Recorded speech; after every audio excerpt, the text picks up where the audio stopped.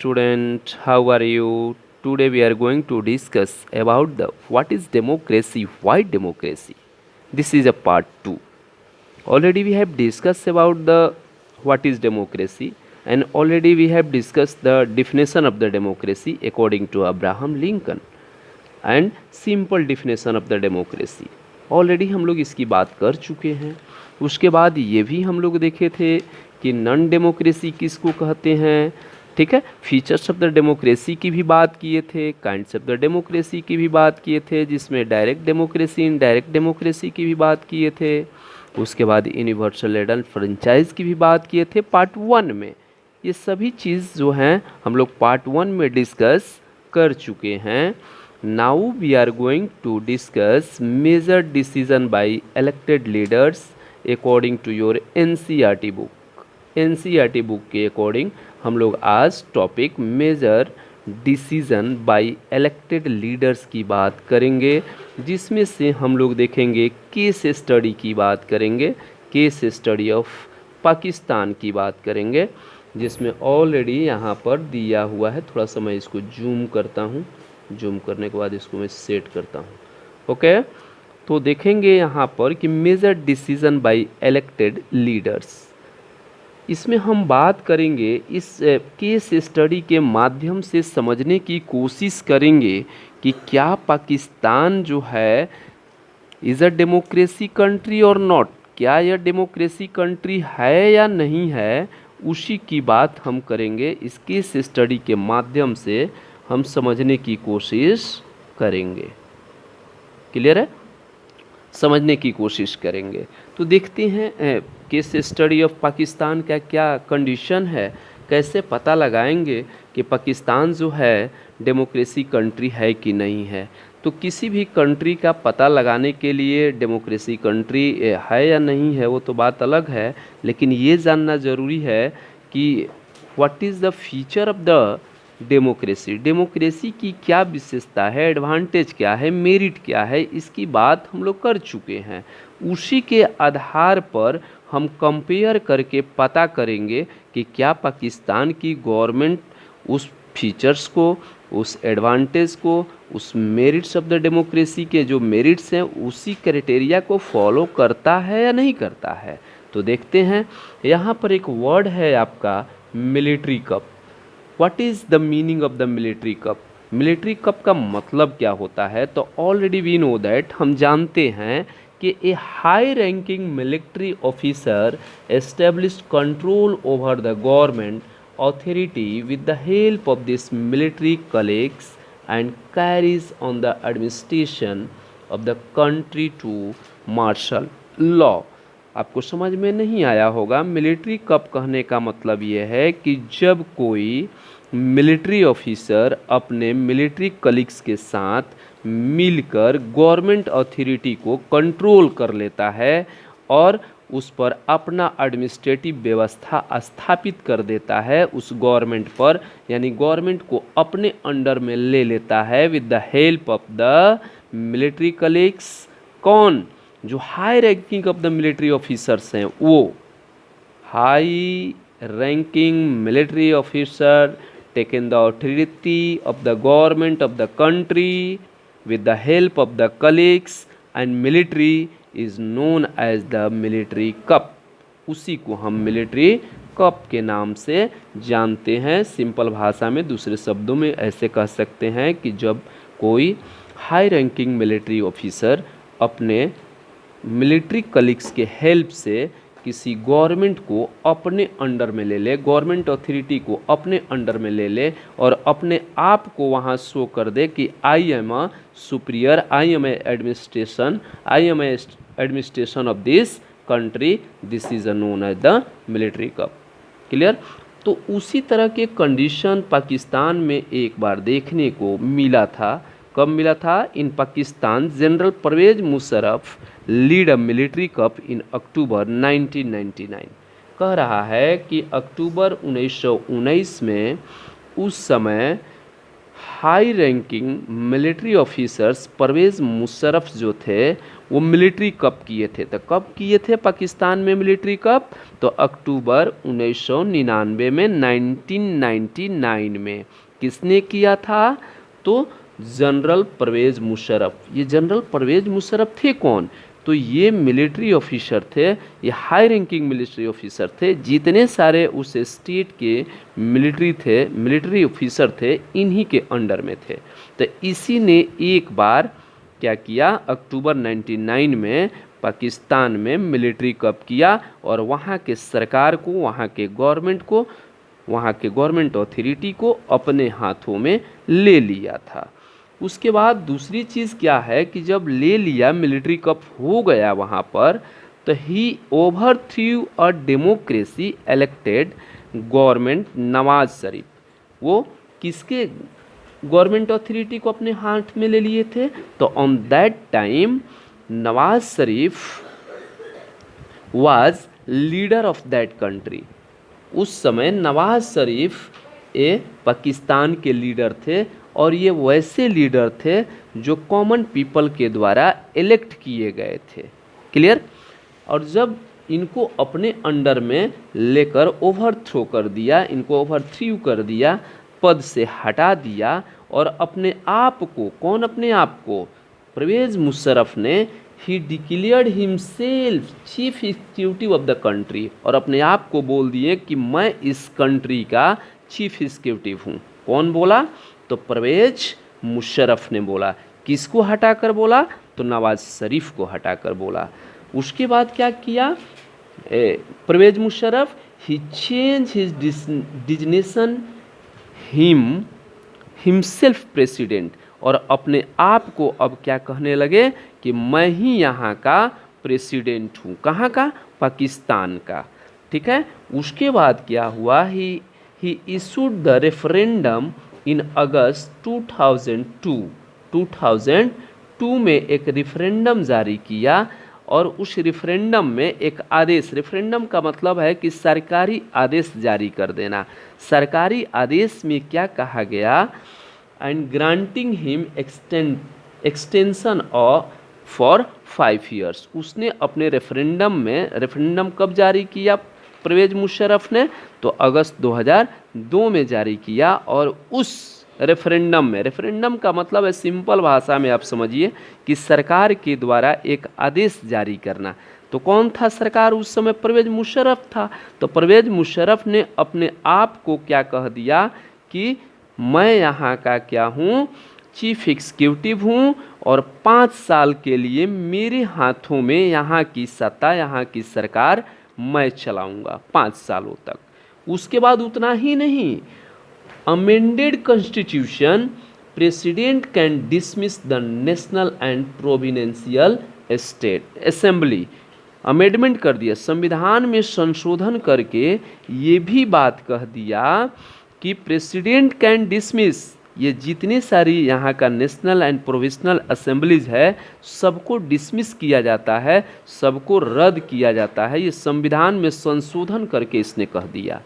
उसके बाद क्या हुआ पाकिस्तान में कि the work of the civilian cabinet supervised by the national security council which is the dominant by the military officers. कह रहा है कि to work the civilian cabinet is supervise the national security council के द्वारा क्या किया गया, एक वर्क किया जाता था सिविलियन कैबिनेट। ठीक है, जिसको उसको किसके द्वारा किया जाता था, तो मिलिट्री ऑफिसर्स के द्वारा किया जाता था। किसके द्वारा, तो मिलिट्री ऑफिसर्स के द्वारा किया जाता था। The work of the civilian cabinet is supervised by the national security council which is dominant by the military officers के द्वारा। सो हम कह सकते हैं, so Pakistan has had election, हुआ करता था वहाँ पर election. Elected representatives have some power, और जो चुने हुए लोग थे उन्हीं के पास पावर हुआ करता था और वो देश चलाने का काम करते थे। But the final power resets with military officer and general Parvez Musharraf himself. But final power अब किसके हाथों में चला गया, तो कंप्लीट रूप से परवेज मुशर्रफ के हाथों में चला गया।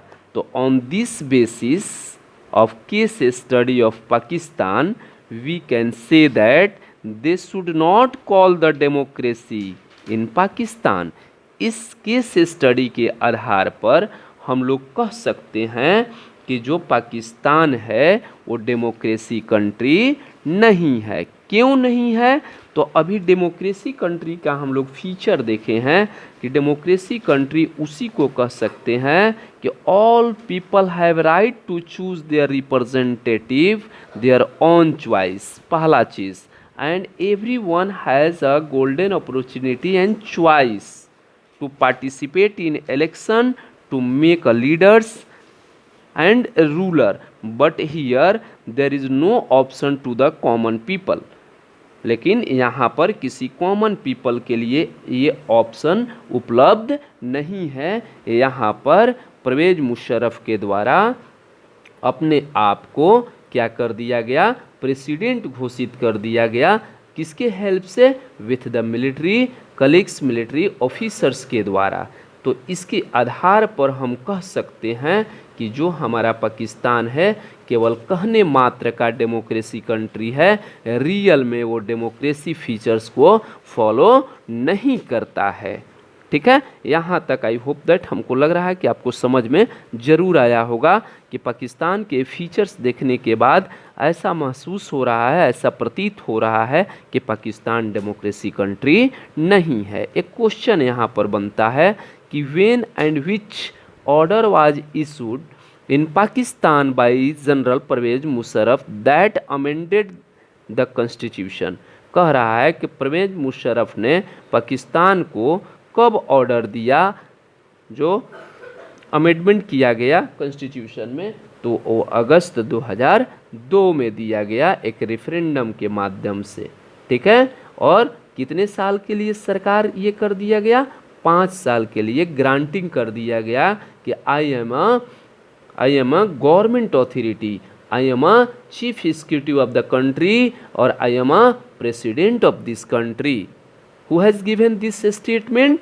तो परवेज मुशर्रफ, जनरल परवेज मुशर्रफ ने ये बात कही थी। अब आपसे कोई पूछ देगा कि जब मिलिट्री कप आया था, जब क्या है मिलिट्री गवर्नमेंट वहाँ पर आया था, मिलिट्री के हेल्प से, मिलिट्री के द्वारा वहाँ सरकार बनाया गया था, तो किसको भगाकर, किसको हटाकर? तो किसको हटाकर? नवाज शरीफ को हटाकर क्या किया गया था? वहाँ पर परवेज मुशर्रफ अपने आप को क्या साबित किए थे? Chief executive of the country और प्रेसिडेंट कहे थे। क्लियर है? नेक्स्ट टॉपिक पर बात करेंगे हम लोग। थोड़ा सा जूम करता हूँ। नेक्स्ट टॉपिक है यहाँ पर एनसीईआरटी के अकॉर्डिंग कह रहा है कि free and fair electoral competition. कह रहा है कि फ्री एंड फेयर, हम लोग देखे थे कि जो हमारा डेमोक्रेसी का फीचर्स है वो कैसा होना चाहिए? Free and fair electoral competition होना चाहिए, निष्पक्ष रूप से चुनाव होना चाहिए, निष्पक्ष रूप से लोगों के बीच प्रतियोगिता होनी चाहिए। तो क्या केस ऑफ चाइना में लागू होता है या नहीं होता है? क्या चाइना भी नॉन डेमोक्रेसी कंट्री है या डेमोक्रेसी कंट्री है? तो देखते हैं इसका केस स्टडी क्या है। Already has given in your book, आपके बुक में ये चीज़ दिया हुआ है कि क्या है। अकॉर्डिंग टू एनसीईआरटी हम लोग यहाँ पर स्टडी कर रहे हैं। तो केस ऑफ चाइना में अगर हम बात करें तो देख रहे हैं कि election are regularly held after every 5 years for the electing of the countries। कह रहा है कि चाइना में हमेशा 5 साल के इंटरवल पर इलेक्शन होता है। कितने साल के अंदर? 5 साल पर। ठीक है, रेगुलर हेल्ड हो रहा है। पार्लियामेंट कॉल्ड द, वहाँ के पार्लियामेंट को क्या कहा जाता है? क्वांतियो रेनिम दिबाऊ दिहू, यानी इसको हम बोल सकते हैं नेशनल पीपल्स कांग्रेस के भी नाम से जाना जाता है। तो हम देख रहे हैं कि चाइना में क्या है? रेगुलरली इलेक्शन हेल्ड हो रहा है आफ्टर एवरी 5 ईयर्स पर। और वहाँ के पार्लियामेंट को नेशनल पीपल्स कांग्रेस के नाम से जाना जाता है। National people's congress has the power to appoint the president of the country, और वहाँ के जो पार्लियामेंट है नेशनल पीपल्स कांग्रेस, उसके पास पावर है कि वो अपने देश का प्रेसिडेंट को क्या कर सकता है, अपॉइंट कर सकता है। और दूसरी चीज़ 3000 member 3000 members elected from the all over China, कह रहा है कि उस पार्लियामेंट के लिए कितने मेंबर इलेक्ट होते हैं, अलग अलग ऑल ओवर चाइना को मिलाकर 3000 मेंबर इलेक्ट किए जाते हैं। Some members are elected by the army, लेकिन कुछ मेंबर्स आर्मी के द्वारा इलेक्ट किए जाते हैं। कहाँ? चाइना के अंदर। Before the contesting election, a candidate needs approval of Chinese Communist Party. अगर if you want to contest in a election, अगर आप contest election में भाग लेना चाहते हैं, contest करना चाहते हैं, तो you will have to take a permission from the Chinese Communist Party to approval. Approval के लिए वहाँ के चाइनीज कम्युनिस्ट पार्टी से आपको परमिशन लेना होगा, तभी आप इलेक्शन में पार्टिसिपेट या कॉन्टेस्टिंग कर सकते हैं, अन्यथा नहीं कर सकते हैं। तो मेरा कहना ये है यहाँ पर कि चाइनीज कम्युनिस्ट पार्टी के पास पावर है कि किसको वो लीगल कहेगी और किसको इलीगल कहेगी, वही क्या करेगा, डिसाइड करेगा कि कौन सी पार्टी इलेक्शन में भाग ले सकता है और कौन नहीं ले सकता है। Only those who are member of this Chinese communist party और 8 smaller party allied to it and it were allowed to contest election held 2002 एंड 2003। कह रहा है कि only those who are member of the Chinese party, Chinese communist party, सिर्फ वही पार्टियां जो चाइनीज कम्युनिस्ट पार्टी चाहेगी या 8 स्मॉलर पार्टी जो हैं उसी पार्टी में क्या हो जाता है, मिल जाता है। यानी चाइनीज कम्युनिस्ट पार्टी के जो मेंबर्स हैं यानी 8 स्मॉलर पार्टीज़ एलाइड कर जाता है, इसके साथ मिल जाता है। और ये क्या करता है कि 2002 और 2003 में इस तरह की बात की थी। The government is always formed by the communist Chinese communist party, और बार बार उसकी सरकार किसकी सरकार बन जाती है, तो चाइनीज कम्युनिस्ट पार्टी का बार बार सरकार बन जाती है। कहाँ पर, तो चाइना के अंदर। यानी मेरा कहना है कि चाइनीज कम्युनिस्ट पार्टी के द्वारा ही 8 स्मॉलर पार्टीज को परमिशन दिया जाता है और लास्ट में वो पार्टी जो है वो एलाइड कर जाती है, यानी इस पार्टी के साथ मिल जाती है और मिलने के बाद चाइनीज कम्युनिस्ट पार्टी का ही वहाँ गवर्नमेंट हमेशा बनता है। कहाँ, चाइना के अंदर। तो क्या इस आधार पर हम कह सकते हैं कि on the basis of case study of China we can say that this is not a democracy, ये डेमोक्रेसी कंट्री नहीं है, because only one party is in power again by again and to take a decision, so it is a not follow the rule and regulation and not follow the features and criteria of the democracy. On this basis this is not a democracy country. आपको पता चल रहा होगा कि China Pakistan ये democracy country नहीं है, सिर्फ हवा में नहीं, ये क्या है, उस क्राइटेरिया को फॉलो नहीं करता है, free and fair electoral competition को ये बात चाइना नहीं करता है, सिर्फ अपने बारे में ये बात करता है। निष्पक्ष रूप से यहाँ चुनाव नहीं होता है, सिर्फ अपना ही बार बार ये सरकार क्या करता है, बनाता है, छोटी पार्टियों को अपने में एलाइड कर लेता है, मिला लेता है और एक ही पार्टी की सरकार वहाँ पर बनती है। वो कौन सी पार्टी है, चाइनीज कम्युनिस्ट पार्टी है। तो इस आधार पर हम कह सकते हैं on this basis of case study about China we can say that this is not a democracy because only one party is in power and to take decision. Next करा है कि दूसरा हम लोग केस स्टडी देखेंगे Mexico के बारे में। क्या मैक्सिको, पता करें कि मैक्सिको भी क्या डेमोक्रेसी कंट्री है या नहीं है। तो देखते हैं यहाँ क्या कंडीशन है, यहाँ फीचर्स को फॉलो करता है कि नहीं, डेमोक्रेसी के क्राइटेरिया को फॉलो करता है कि नहीं, यहाँ समझने की थोड़ा सा कोशिश करें। कह रहा है कि since 1930 Mexico held election after every 6 year.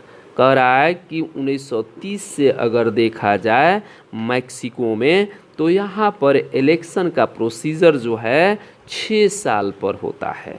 After 6 year के बाद यहाँ पर इलेक्शन हेल्ड होता है। टू क्या करने के लिए, to elect it the president, president चुनने के लिए यहाँ पर।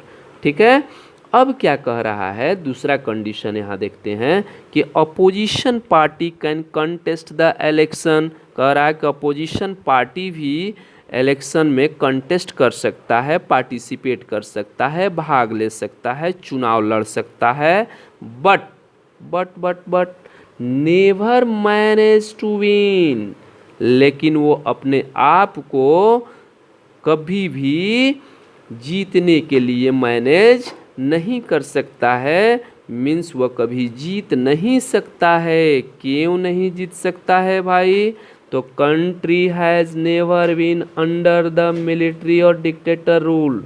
ये भी बात है, कह रहा है कि वहाँ की जो सरकार है, जो देश है, वो किसी मिलिट्री और डिक्टेटर रूल्स के अंदर नहीं है। ठीक है, कभी नहीं है। तब पर भी क्या है, till 2000 every election on by PRI। PRI वहाँ का मेन पार्टी है।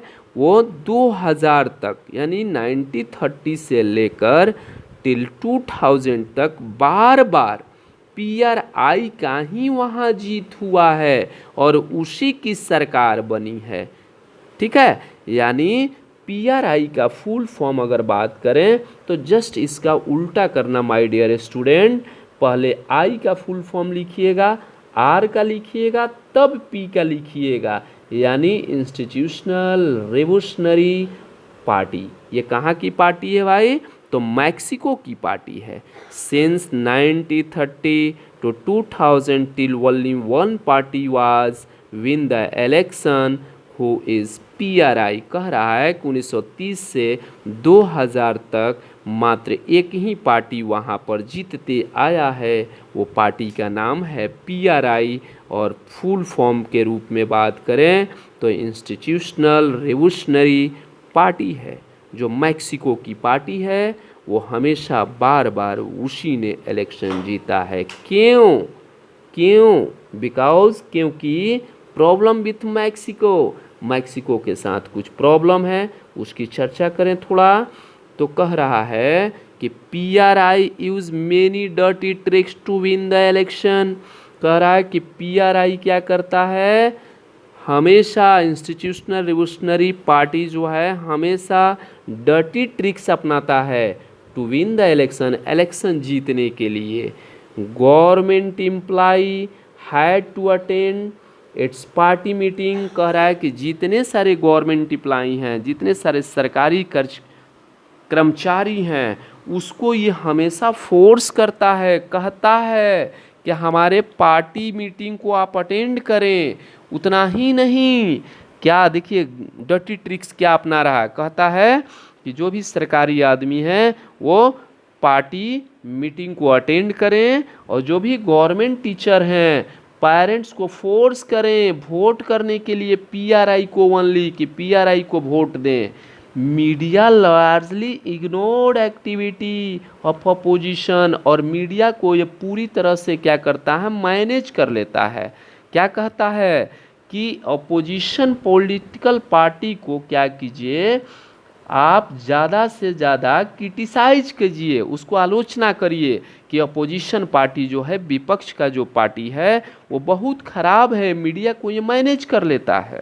ठीक है, some time the polling booth, ये देखिए डर्टी ट्रिक में क्या दूसरा ट्रिक अपनाता है कि some time the polling booth, जहाँ पोलिंग बूथ उसको कहा जाता है जहाँ पर लोग जाकर वोट करते हैं, वोट देते हैं, उस पोलिंग बूथ को क्या करता है, we are shifted from one place to another in the last minute.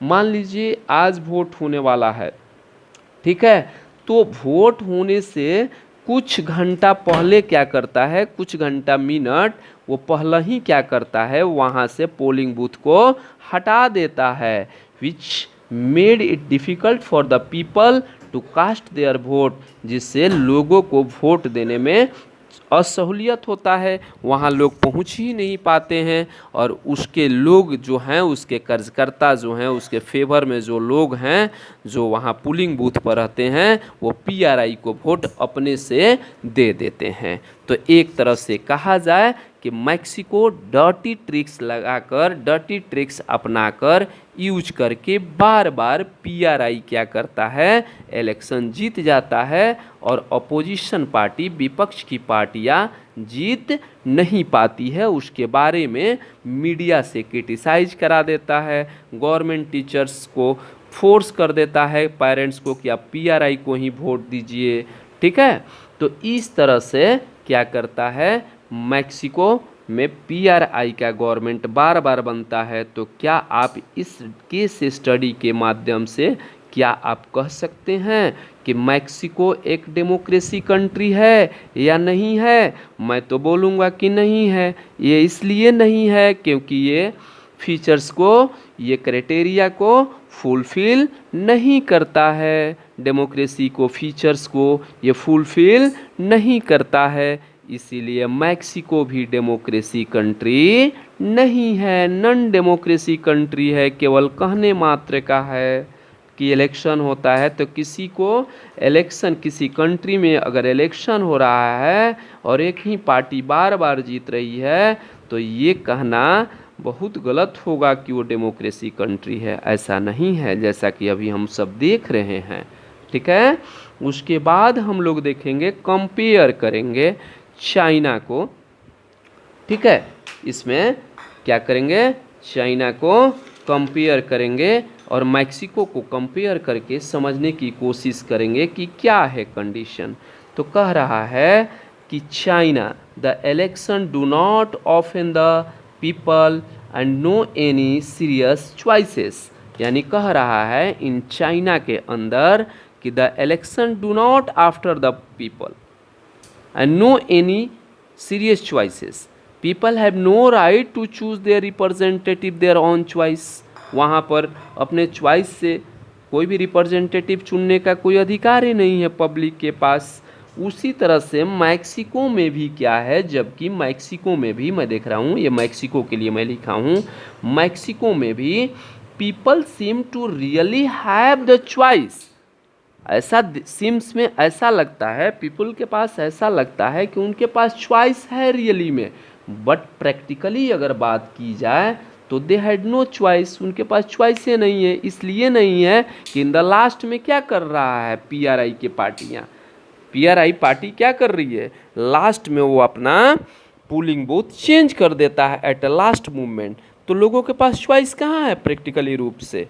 ऐसे देखने में तो लग रहा है कि people seem to really have to choice, but practically they had no choice, they have no choice ruling party, ठीक है। यानी they have to choice the ruling party, they candidates approved by it, और उसी के पास है they have choose the ruling party, the candidates approve that. अगर कोई भी पीपल क्या करता है चाइना में, ये चाइना के लिए मैं लिखा हूँ, कह रहा है कि they have to choose the ruling party. आप लोगों के पास रूलिंग पार्टी के चॉइस करने का अधिकार है, तो the candidate approved by it, वो अप्रूव नहीं करता है, ठीक है। जबकि there has no way the ruling party, और यहाँ तो रूलिंग पार्टी नहीं है, रूलिंग पार्टी का मतलब कोई भी ये है ही नहीं, ruling party could be defeated, वो बार बार क्या हो जा रही है, रूलिंग पार्टी हार जा रही है। They have choose the ruling party, वहाँ तो है रूलिंग पार्टी कुछ 8 रूलिंग पार्टी छोटे छोटे, लेकिन यहाँ तो नहीं है। Even if the people were against it, और लोग क्या हो जाते हैं, सब उसके अगेंस्ट में हो जाते हैं। तो हम देख रहे हैं कि दोनों में कंपैरिजन करें तो मेन चीज़ देखने को मिल रहा है कि कहीं भी कोई ऑप्शन मिल नहीं रहा है और कहीं भी हम फीचर्स को, डेमोक्रेसी को फीचर्स को, क्राइटेरिया को फीचर्स, वहाँ क्राइटेरिया को फॉलो नहीं कर रहा है। एज ए कंक्लूजन बात करें तो a democracy must be based on the free and fair election होना चाहिए, लेकिन क्या यहाँ है? तो आंसर मिलेगा कि जी नहीं, न चाइना में है न मैक्सिको में है, where those currently in the power have the fair chance of losing. यहाँ पर नहीं है। From the above two example it can be derived that this country used to have election, but this election cannot be termed as democratic। ये democratic नहीं हो सकता है। Here people do not have any freedom of choice and forced to elect only those who are decided by the party। In China there is no choice for the people as the candidates are chosen by the Communist Party, means these are not free and fair election in China।